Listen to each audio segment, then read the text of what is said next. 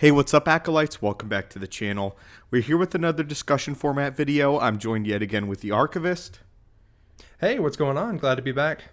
And today we'll be discussing Tales of the Empire, which released on May 4th, 2024. This will be our thoughts on the Barriss Offee arc specifically, as that's the arc that we've all been waiting for over a decade for at this point in time.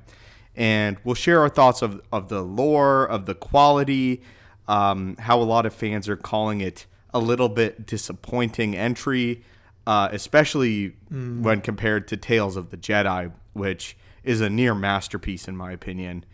But talk about Barriss, talk about the Inquisitors, talk about what we learn about the origins of the Inquisitors, which is some of the most interesting parts of the lore editions in my opinion, and just share our overall thoughts. So let's go ahead and structure this by the quality of the episode, and then we'll get into lore.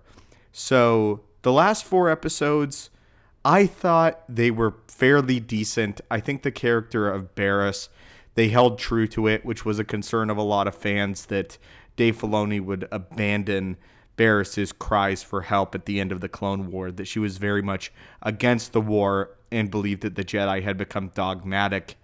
And I think in the end, they stayed very true to her character. And in the end, we get the redemption arc.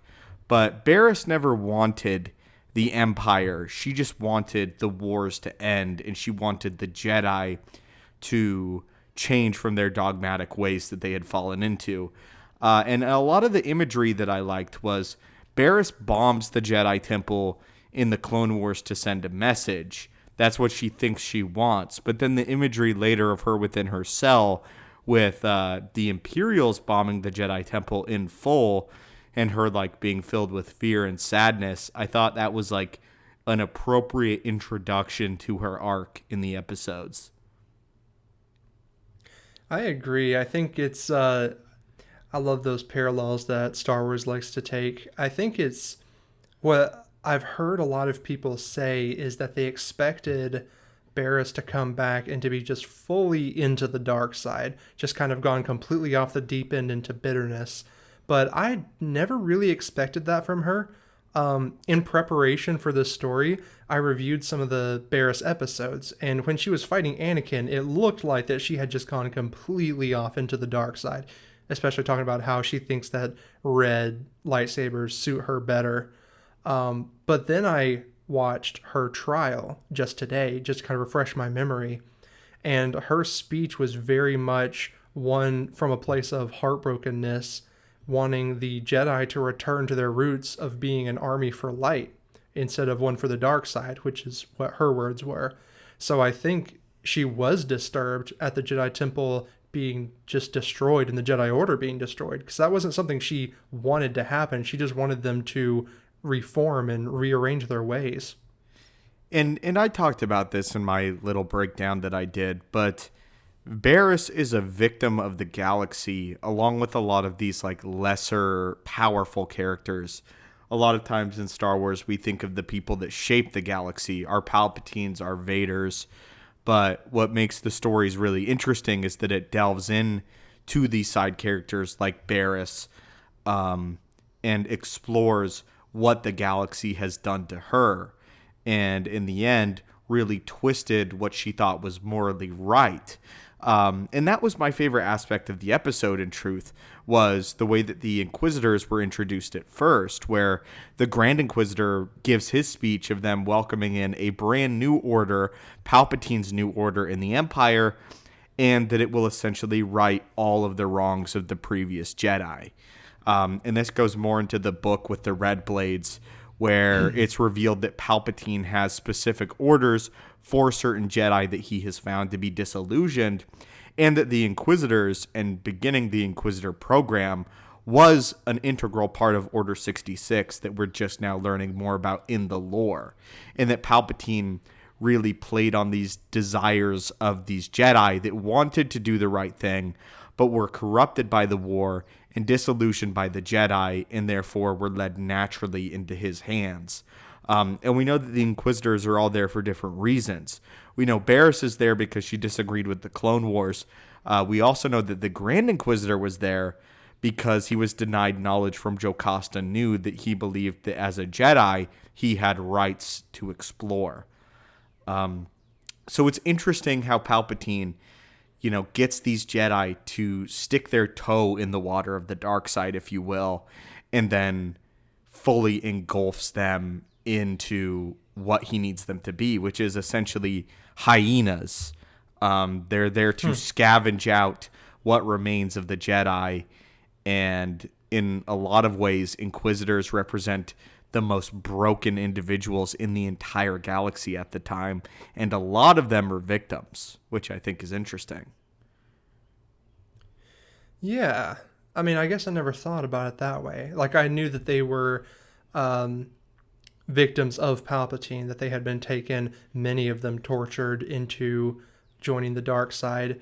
But I do often forget about the Inquisitors that Palpatine seduced rather than tortured.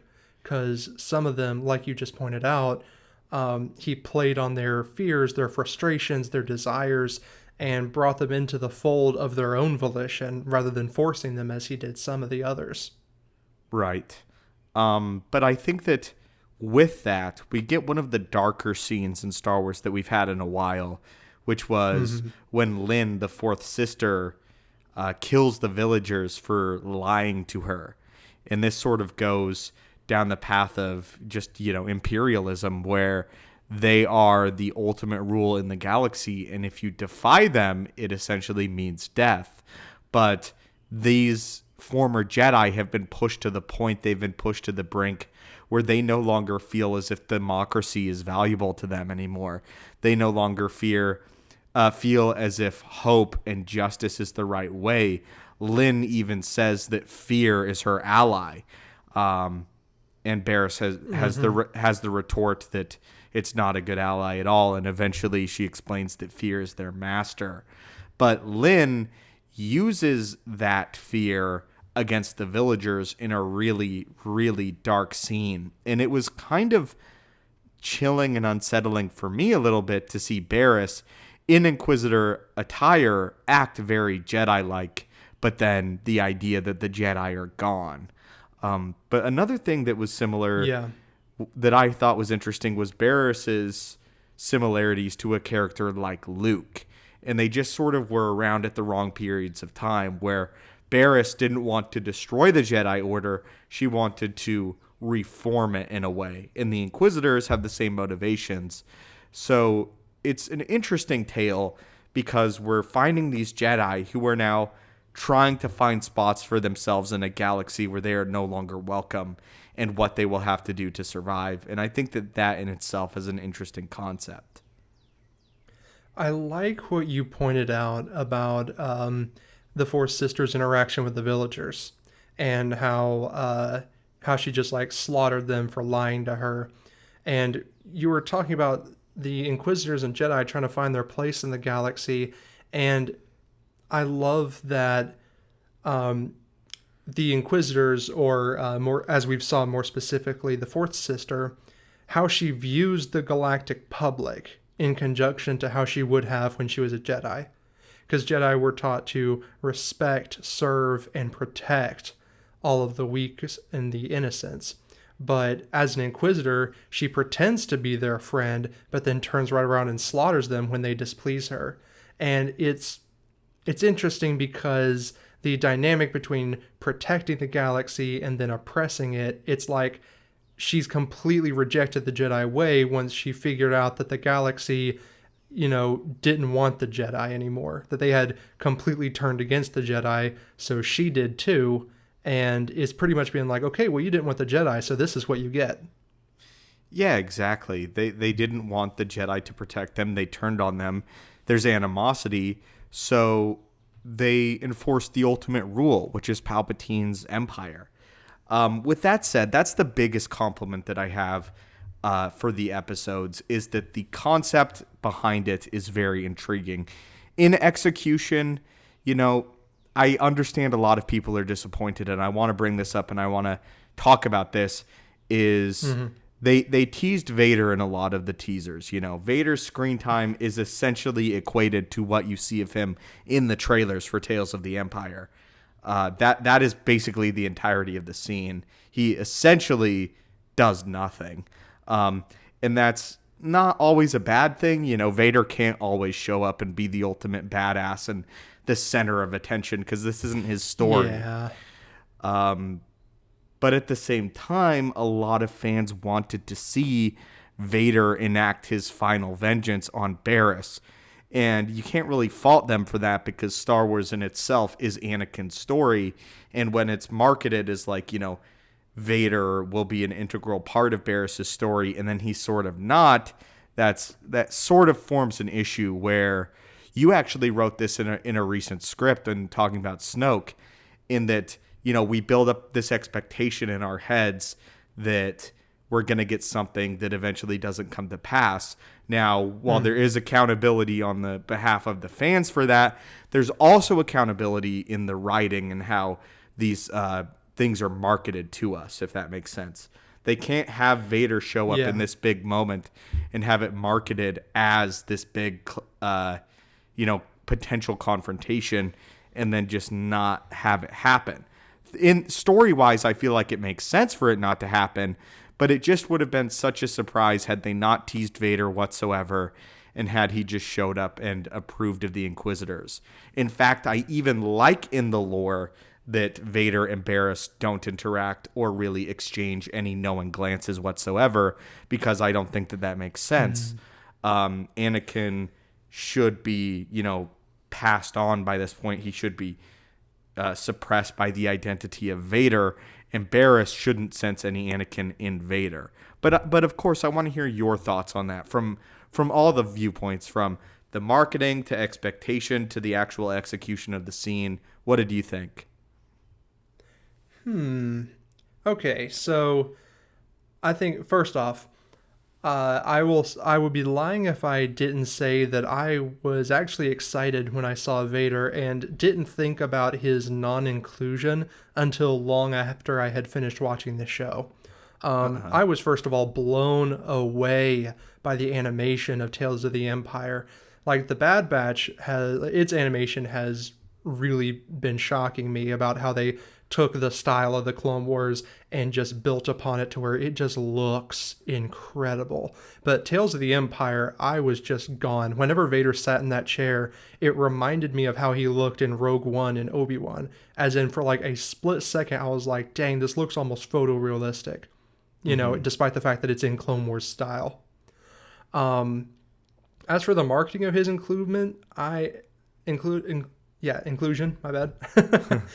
I was expecting a little bit more in hindsight, and here's the way I would have done it. You said that you liked that Barriss and Vader didn't really have much of an interaction, as it made sense on a lore-wise. I guess from a lore perspective, I would agree with you, but from a storytelling perspective, I would disagree. And the way I would have written it, or would have liked to see something like that done, is instead of the fourth sister being the catalyst of Barriss's redemption, I would replace her with Vader. And because we learn her name's Lynn, I guess that's cool, I guess, but we didn't really know that Barriss and Lynn had a connection until they told us that they did. And I was like, oh, okay, that's cool, I guess. But who we do know have a connection is Barriss and Anakin.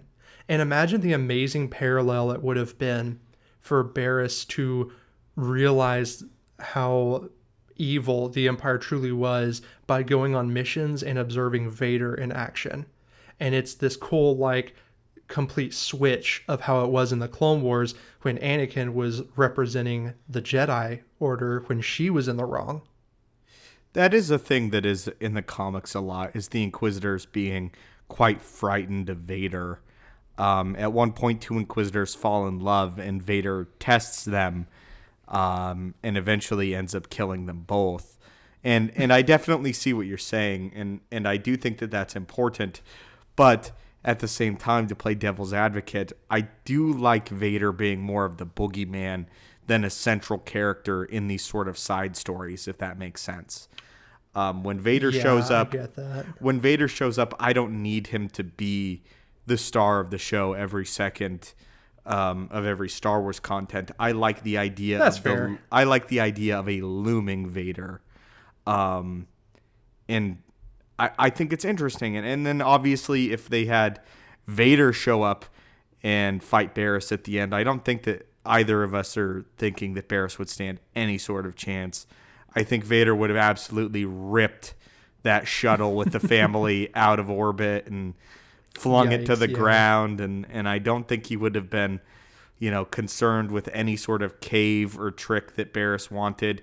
And on the other hand, I don't think Barriss would have tried to redeem someone like Vader. It's essentially impossible. Yeah. Well, I guess I wasn't suggesting that the third act of that story would play out exactly the way it did. But, I was just liking the idea that the original reason she abandons the Empire would be attributed to Vader. But I do see your perspective on the looming figure of Vader rather than him being a primary inclusion. Yeah, I mean, Vader's great both ways. I think we can't disagree on that. But not talking about anymore what we didn't get. What are your thoughts on what we did get? What are your thoughts on Barriss's arc and her decision to abandon the Inquisitor in the end? And do you feel like it came organically? I do. And that might be a hot take for some. I was listening to some reviews just kind of pick up on what the community was thinking about Tales of the Empire. And I heard a few opinions that were like, we were expecting Barriss to come back as the ultimate adversary and rival for Ahsoka. And, she bombed the Jedi Temple, and she looked like she was going to be joining the Inquisitors with how she was accepting that path of anger and frustration. And it feels weird and sudden that she got cold feet whenever they went on their first mission.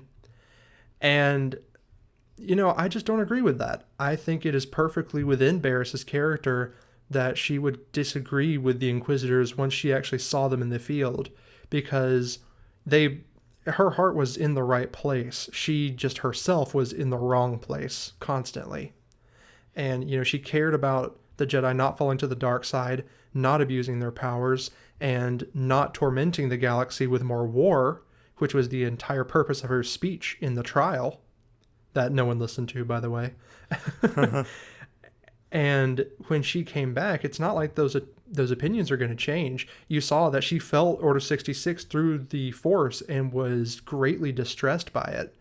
And so when she actually she has a second chance to do exactly what she said she wanted to do, which was impose order, but the way it should be done.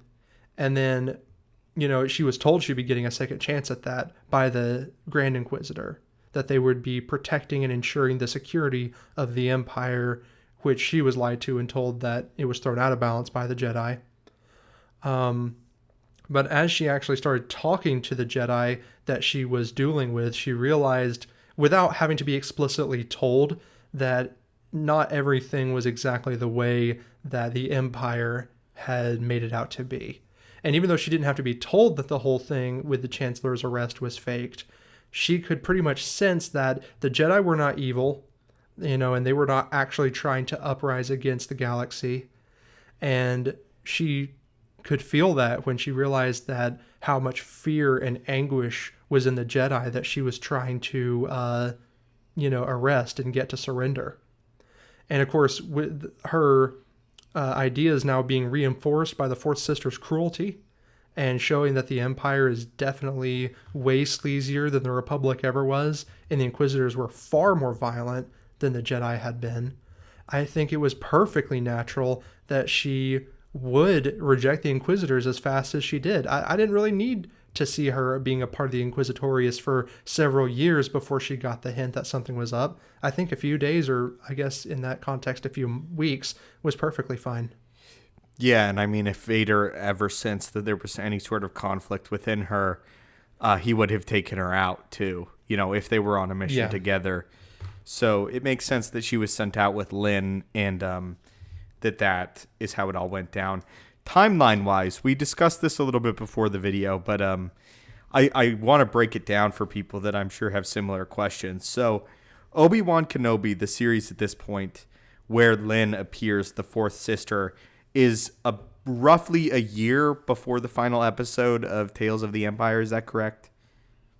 Yeah. Let's see.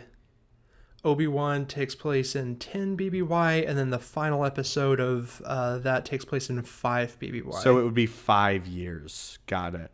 5 years. Yeah, it was. We were talking about when that episode took place in correlation to Ahsoka's death, which was 1 year. Right. We were talking about the last stand of the Inquisitors. You mean Barriss's death, by the way. You said Ahsoka, I think.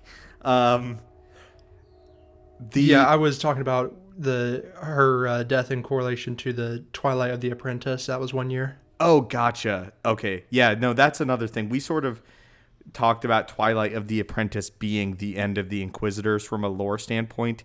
Of course, we have Marok who comes back, but he's something else entirely that we don't know about, but I wouldn't even consider him... That we still didn't get an explanation for. Yeah, I mean, I wouldn't even consider him an Inquisitor anymore. Yeah. But the death of the Inquisitors happens in Twilight of the Apprentice. This is significant because Lynn, the fourth sister, is around only a year before that, which means that she's one of the ones that lasted the longest time, which is pretty impressive.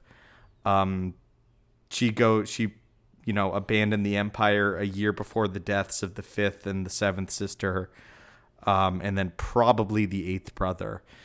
But what's interesting is we know very little about the future of the fourth sister in canon. What we do know, though, is that a rebel spy actually got the armor and a lightsaber very similar to that of the fourth sister and used it to infiltrate Imperial ranks. Now, for the longest time, we had assumed that this made the fourth sister exceptionally weak and that a member of the Rebel Alliance was able to kill her and basically just steal her armor. But now it appears as if she may have actually defected to some degree. Whether or not she chose to be, a wise old wizard, essentially, like Barriss and Obi-Wan are, or whether or not she joined the rebellion is unknown. But her future is likely with the rebellion or somewhere else, which I think is interesting. And then another big debate at the end is whether or not Barriss is alive or not.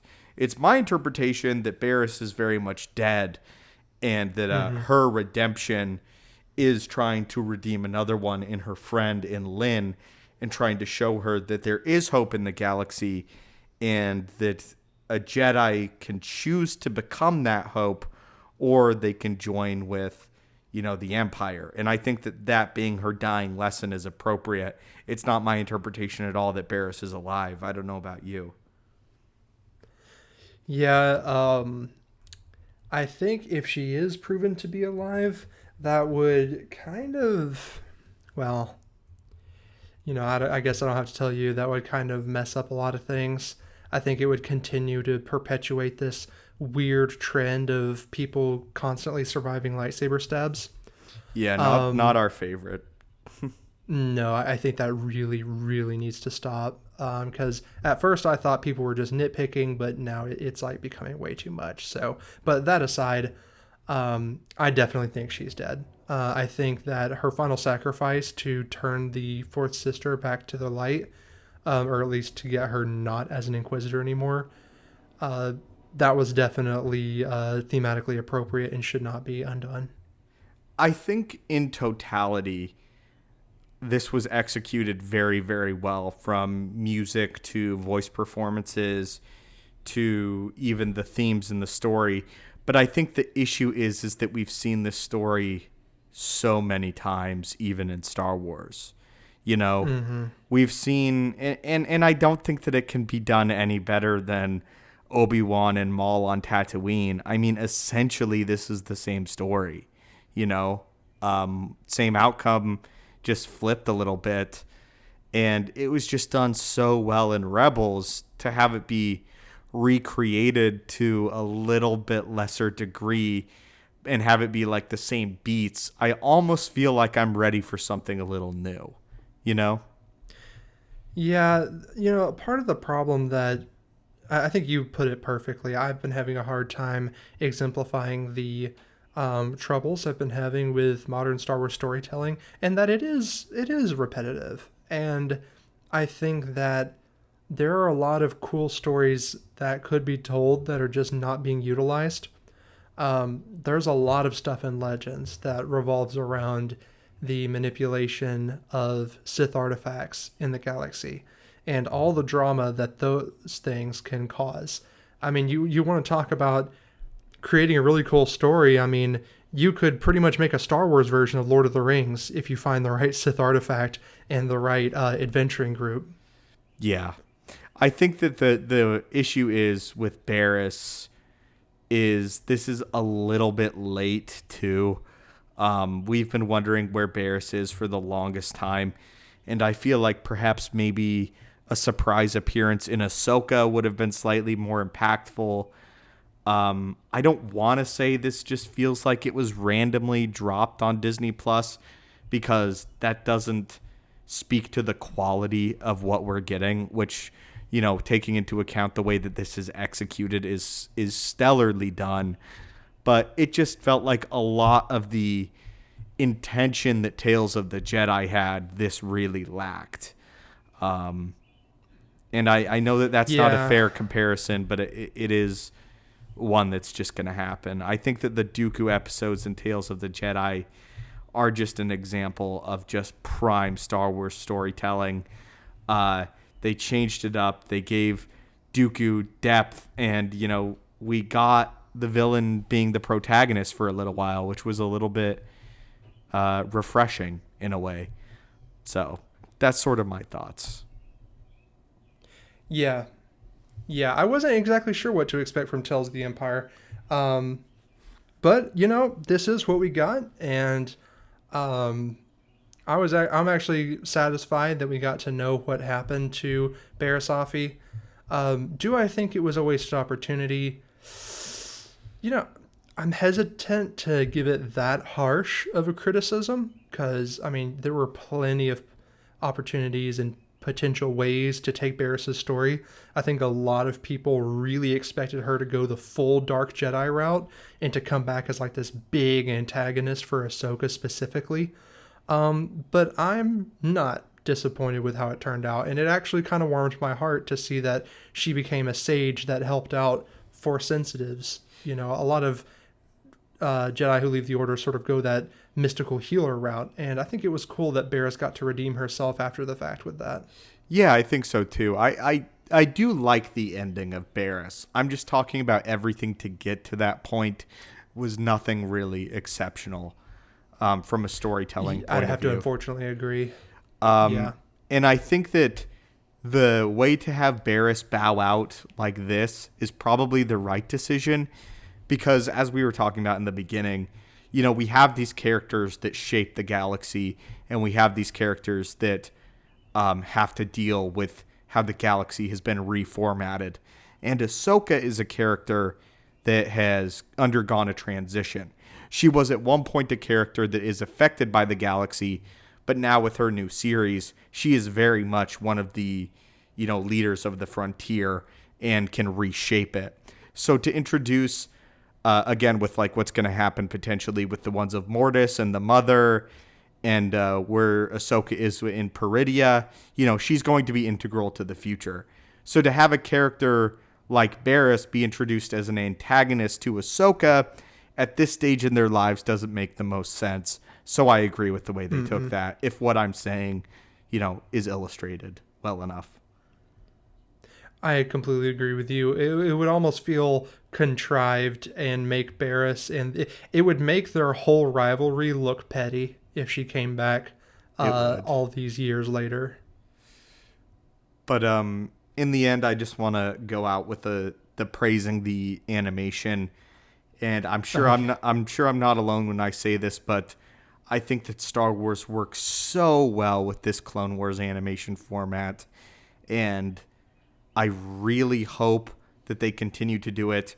We have a confirmed second season of Tales of the Jedi on the way, and then I'm hoping that they Ooh, confirm a Tales of the Sith. But, you know, we're just going to me have to too. wait. But overall, I don't know if I'm going to give a number rating to the Barriss Offee arc in Tales of the Jedi, but I will say overall positive experience. It's not going to eat up a ton of your time, but it's also not on the level of a Tales of the Jedi. But it is a better than average addition to A Galaxy Far, Far Away. Absolutely. So that's pretty much all my thoughts, man. Do you have anything else, or should we wrap it up? I think most of my thoughts are relegated to the future of this Tales series.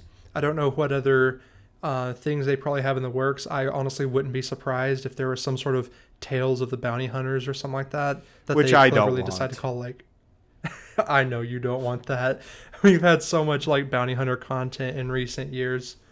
And like we had this conversation the other day, but I'm like, honestly, I really want more projects to be focused on Jedi and lightsaber fighting, because blaster combat can only get so interesting.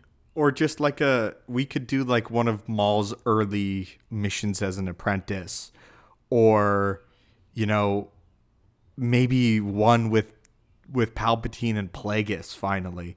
There's just like, it's insane. Sometimes it feels as if Star Wars has these like giant trump cards of content that they know will be, monumental hits and will like echo through the fan base. But sometimes it seems like they're hesitant to play those cards too quickly, if you know what I'm saying.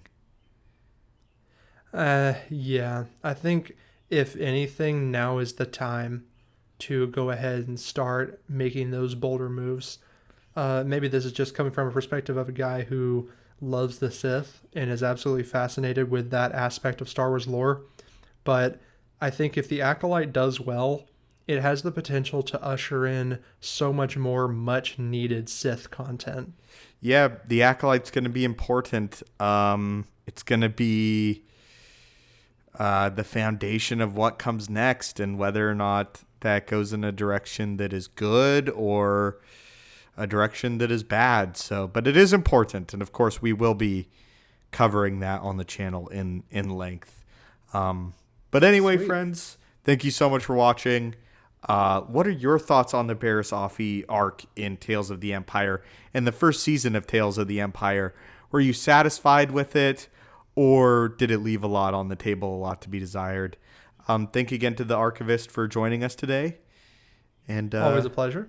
And may the Force be with you, and I'll see you guys soon. See you next time.